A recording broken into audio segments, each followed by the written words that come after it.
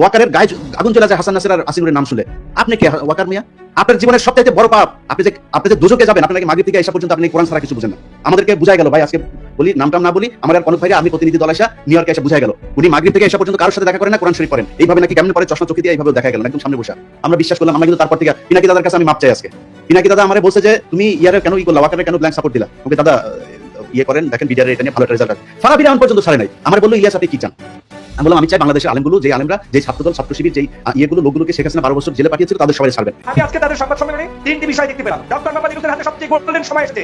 বাংলাদেশে যদি উনি জনপ্রিয়তার শীর্ষে থাকতে চায় এবং হিরো হতে চায়, তাহলে ওনার এখন উচিত বাংলাদেশের সমগ্র রাজনৈতিক দলগুলোকে যমুনায় ডেকে শাহাদাত পেপার সামনে দিয়ে যাবে, বলবে যে এখন লিখে দেন কারা কারা আওয়ামী লীগ রাখতে চান, কারা কারা রাখতে চান না। তাহলেই তাদের কাছে শেষ খবর হবে কারা কারা সেটা প্রমাণ হয়ে যাবে। আপনার রাজনৈতিক দলগুলো দেখবেন কিনিয়ে এটা বলবে সেটা বলবে। আপনার কি মনে হয় শেখ হাসিনার মতো 16 বছরের স্বৈরশাসককে যদি আমরা দমাতে সক্ষম হই, 18 বছরের স্টুডেন্টরা যদি তাকে দমাতে সক্ষম হয়, আমরা যদি রক্ত দিতে না ভুল করতে পারি, আমরা যদি রক্ত সহযোগিতা পাই, তার কি মনে হয় বিভিন্ন নামে হিসেবে আসুক, বিএনপি সরেছে হিসেবে আসুক, আমরা কি বিএনপিকে কবর ঢোকা থেকে আমরা একবার পিছপা হবো? কখনো না। যে হাসনাদের মতো একটা অল্প বয়সের একটা যুবক, সে দেশের জন্য জীবন বাজি রেখে তারা কাজ করে চলেছে এবং করছে, তাদেরকে আপনারা গোপনে মিটিংয়ে ডেকে দেশের বিরুদ্ধে কাজ করতে বলছেন। আপনাদের তো লজ্জিত হয়ে হয় পালিয়ে যাওয়া উচিত, নয়তো দেশের জনগণের সম্মুখে আপনাদের ফাঁসি রশি গলায় পড়া উচিত। নিজে সেনাপ্রধানকে নিয়ে একের পর এক গোপন তথ্য সামনে আসতে শুরু করেছে, যে ডক্টর ইউনূসের সাথে ওয়াকারকে এক টেবিলে বসে হাসিমুখে আলোচনা করতে দেখা যায়, সেই ইউনূস সাহেবকে প্রধানমন্ত্রী হিসেবে মানতে চাননি সেনাপ্রধান। কথায় কথায় যে মানুষটি এতদিন দেশপ্রেমিকের পরিচয় দিয়েছে, সে মানুষটি হাজারো মানুষ খুনের পরও হাসিনাকে নিরাপত্তার সাথে ভারতের বিমানে তুলে দিয়েছিল। আসসালামু আলাইকুম প্রিয় দর্শক, বর্তমান সময়ের বাংলাদেশের রাজনৈতিক প্রেক্ষাপট বা রাজনৈতিক পরিস্থিতির উপর বিশ্লেষণ করে আপনাদের সামনে কিছু গুরুত্বপূর্ণ ভিডিও ফুটেজ নিয়ে হাজির হয়েছি। এমনকি যারা ভিডিওটি অন করেছেন তারা ভিডিওটি না টেনে সম্পূর্ণ মনোযোগ সহকারে দেখবেন, তাহলে ভিডিওর মূল রহস্য বা আসল ঘটনাগুলো জানতে বা বুঝতে পারবেন। তো প্রিয় দর্শক, আমি আর বেশি কথা বাড়াবো না, চলুন দেখে আসি সেই আজকের কাঙ্ক্ষিত ভিডিওগুলো। তবে তার আগে বলি, যারা এখনও চ্যানেলটি সাবস্ক্রাইব করেননি তারা সাবস্ক্রাইব করে পাশে থাকা বেল আইকন বাটন ক্লিক করে দিন, আর যারা ইতিমধ্যে সাবস্ক্রাইব করে রেখেছেন তাদেরকে অসংখ্য ধন্যবাদ। তো চলুন দর্শক, একটা লাইক দিয়ে আমরা ধারাবাহিকভাবে সকল ভিডিওর বিস্তারিত আলোচনা দেখে আসি। ওয়াকারের গায়ে আগুন জ্বলে যায় হাসান নাসির আর আসিনুরের নাম শুনলে। আপনি কে ওয়াকার মিয়া? আপনার জীবনের সবচাইতে বড় পাপ আপনি যে দুজকে যাবেন, আপনাকে মাগরিব থেকে আসা পর্যন্ত আপনি কোরআন ছাড়া কিছু বুঝেন না। আমাদেরকে বুঝাই গেল ভাই, আজকে বলি নামটাম না বলি, আমার আর কনক ভাইরা আমি প্রতিনিধি দল আসা নিউ ইয়র্কে এসে বুঝাই গেল উনি মাগরিব থেকে আসা পর্যন্ত কারোর সাথে দেখা করেন না, কোরআন শরীফ পড়েন। এইভাবে নাকি কেমন পরে চশমা চোখে দিয়ে এইভাবে দেখা গেল একদম সামনে বসা। আমরা বিশ্বাস করলাম। আমরা কিন্তু তারপর থেকে পিনাকি দাদার কাছে আমি মাপ চাই আজকে। পিনাকি দাদা আমারে বলছে যে তুমি ইয়ারে কেন করলা, ওয়াকারে কেন ব্ল্যাঙ্ক সাপোর্ট দিলা। ওকে দাদা ইয়ে করেন, দেখেন বিডিআর এটা নিয়ে ভালো একটা রেজাল্ট আসবে। ফারাবিরা এখন পর্যন্ত ছাড়ে নাই। আমারে বললো ইলিয়াস আপনি কি চান? আমি বললাম আমি চাই বাংলাদেশের আলেমগুলো, যে আলেমরা, যে ছাত্রদল, ছাত্র শিবির, যেই ইয়েগুলো লোকগুলোকে শেখ হাসিনা 12 বছর জেলে পাঠিয়েছিল, তাদের সবাই ছাড়বেন। ফারাবির নাম ধরে বলেছে, ফারাবির এখন পর্যন্ত ছাড়ে নাই। তো পিনাকিদার কথা সেদিন না শুনে আমার ভুল ছিল, আজকে বুঝতে পারলাম। এই জন্য পিনাকিদার কাছে সরি। অতএব এই জায়গাগুলো ঠিক করতে হবে। আমরা কারোর আর বিশ্বাস করি না। আবার ফের সেই জায়গায় আসতে হবে। যারা আছেন কালকে থেকে লিস্টিং করতে হবে। লিস্টিং করে তারপরে ঠিক করতে হবে কোথায় কোথায় কোন কোন অফিসে আওয়ামী লীগের দালাল আছে। দল নিষিদ্ধের আগে এদেরকে আগে এখান থেকে সরাইতে হবে। নাইলে যারা এখন এই যে আওয়ামী লীগের লোকজন দেখেন, বিএনপির ভাই এবং জামাতের ভাইদের বলি, তারা এখন আপনাদের দলে যাওয়ার জন্য পারাপারি করে না। কালকে দেখবেন সবার আগে আপনারা ধরবে। অতএব জামাত, বিএনপি কোনো দলের মধ্যে কোনো ভাগাভাগি নাই। আপনাদের ভেতরে রাজনৈতিক সমস্যা থাকবে, খুনোখুনি হবে, মারামারি হবে, সব হবে। এক জায়গায় এক হইতে হবে। সেটা হচ্ছে আওয়ামী লীগ বাংলাদেশে কোনোভাবে পুনর্বাসিত হইতে পারবে না। ব্যাস, এই জায়গায় আর কোনো কিছু নেই। সবাই প্রস্তুতি নেন, আবার বিপ্লব শুরু হবে ইনশাআল্লাহ। এক লাইন, পিঠের চামড়া একটারও থাকবে না।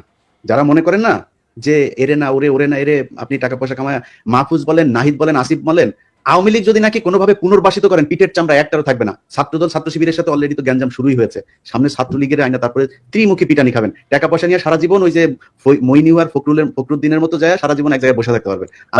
আমি কনক স্যার, আমরা কিন্তু বাইরে থাকলেও মানুষ ডাকে, ভাই আসেন দেশে, আসেন না কেন? আমরা দেশে যাইতে পারি, এটা সমস্যা নেই। আসিফ নজরুলের বাপের ক্ষমতা নেই, দেশে গেলে আমার মামলায় আমার আটক করে নিয়ে যাবে। কিন্তু আপনাদের জীবনে কিন্তু যাইতেও দিবেন, কেউই যাইতে দিবেন, কেউই ডাকবেন আপনাদের। তো সাবধান, সবাই সাবধান থাকেন। সেন্টেন্স বাংলাদেশের সমস্ত রাজনৈতিক দলগুলোকে যে ভাই উত্তর পাড়ার সাথে ঘুটু করা বন্ধ করেন, ওখানে যাওয়া বন্ধ করেন। আপনারা যদি যান, কে কে যাচ্ছেন ধরবো একটা করে, আরেকটা কচ্ছপের কামড় দিয়ে কিন্তু ধরবো। উত্তর পাড়ার সাথে পলিটিক্যাল পার্টির কোন ধরনের কোন আলোচনা চলবে না আজকে থেকে। এবং এটা নিয়ে তত্ত্বাবধায়ক সরকারেরও এটা একটা উদ্যোগ নেওয়া উচিত, যেন এইখানে এইটাই শুরু করে। একবার হলো এই এমবেসি গুলোতে যে ধর্ণা দেওয়া, আবার শুরু হয়েছে উত্তর পাড়াতে যে ধর্ণা। জনগণের কাছে যাও রে ভাই, জনগণের কাছে যাও, ওইটাই রাজনীতি। তবে দাদা, এই যে সেনাপ্রধানের উদ্ভূত যে পরিস্থিতি বক্তব্য, এটা নিয়ে আমার মনে হয় যে আইসপি এর একটা ব্যাখ্যা খুব জরুরি। আসলে সেনাপ্রধান কেন বলেছেন, কোন প্রেক্ষিতে বলেছেন, কি বিষয়, এটা ব্যাখ্যা আমরা খুব সহজ দিতে পারে, কিন্তু আইসপিআর কি ঠিক কথা বলবে? মানে আইসপিআর সেটাই বলবে যেটা তাকে বলে দেওয়া হবে। এটা ইয়ে না, আমরা এটা অনেক পরে জানতে পারবো যে আসলে কেন এটা হয়েছিল। আমি একটা ইন্ডিকেশন পাইছি যে আসলে উনি কেন এত ভয় পাইছেন, একটা ইন্ডিকেশন পাইছি, এটা কালকে বলবো নি আমার দর্শকদের। মানে আমি বলবো যে এই সময়টা, এই যে ওয়াকারের এই ইস্যুটা নিয়ে একটা কিন্তু মোরালেস জাতীয় ঐক্যের একটা অবস্থা সৃষ্টি হয়েছে।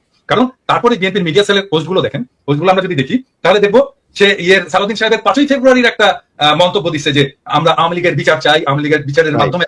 হ্যাঁ, তারপরে এই যতগুলো মিডিয়া সেলের পোস্ট সব প্রো পিপল, আমরা যা চাই সেইখানে। আর সেখানে নাসির পাটোয়ারি যে জিয়া রহমানকে লুটে দেবো, আরে বেটা কি বলবো, 2 দিনের পোলা। যখন রাজনীতি মানে কি আসলে এটাই বোঝেনি। রাজনীতি মানে তো ফ্রেন্ডশিপ তৈরি করা, বন্ধুত্ব তৈরি করা।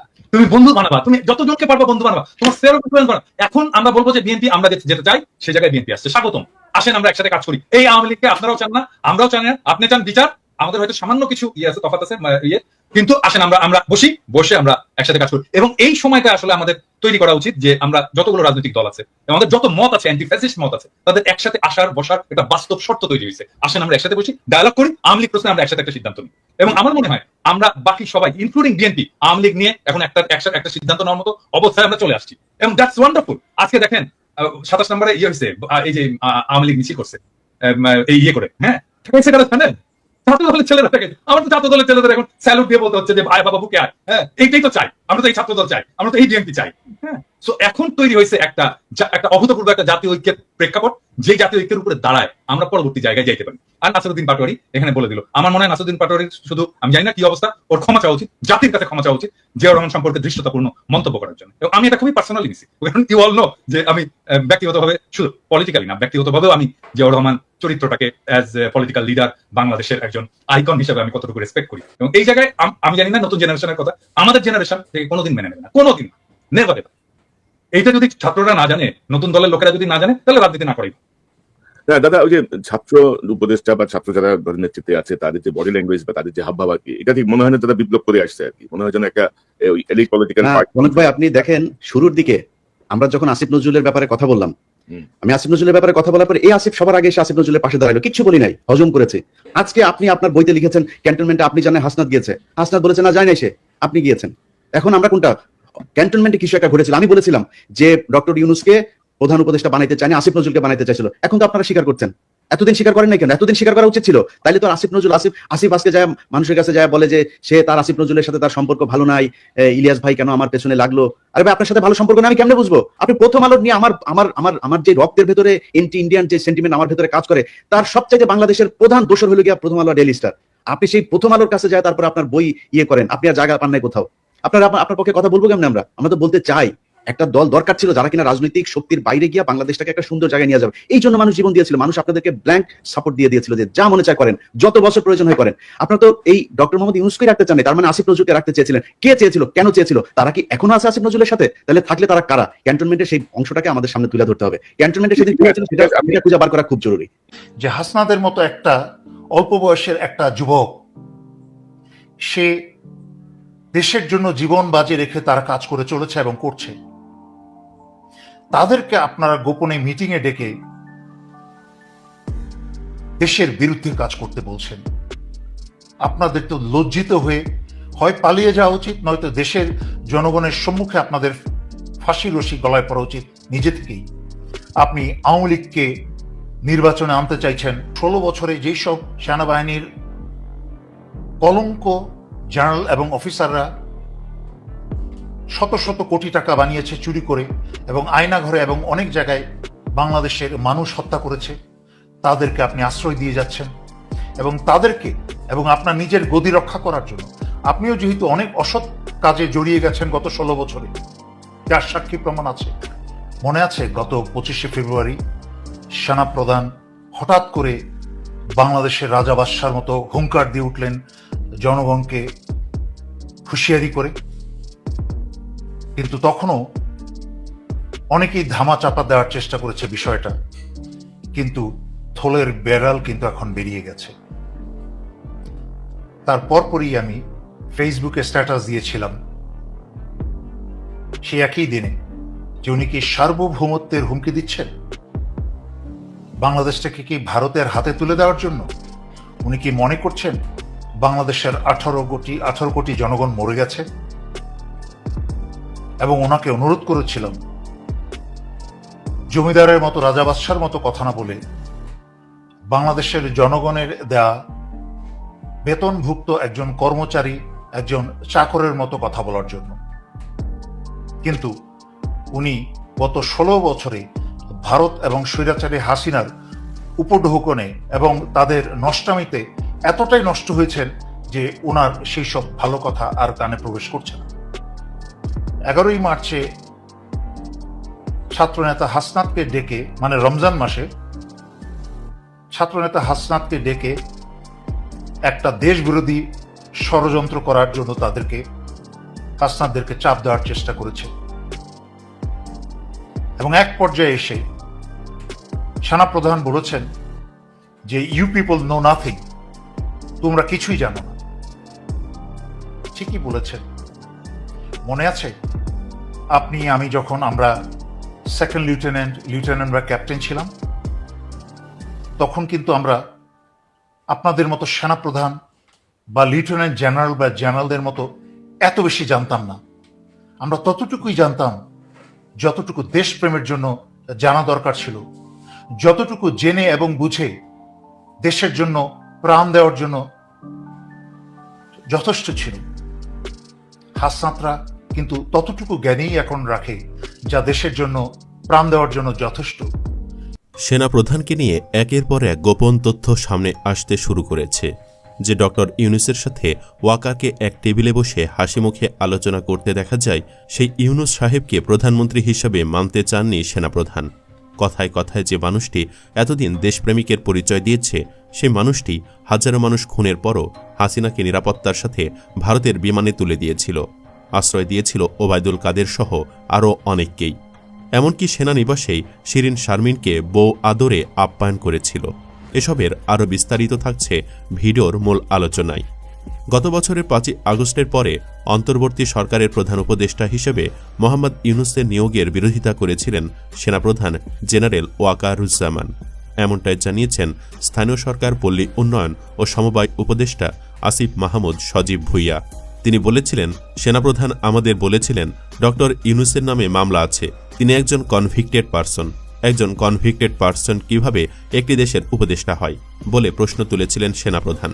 সাবেক প্রধানমন্ত্রী শেখ হাসিনার দেশ ত্যাগের পর অন্তর্বর্তী সরকারের প্রধান উপদেষ্টাদের বেছে নেওয়ার ক্ষেত্রে এমনই আলোচনা হয়েছিল বলে জানান আসিফ মাহমুদ সজীব ভুইয়া।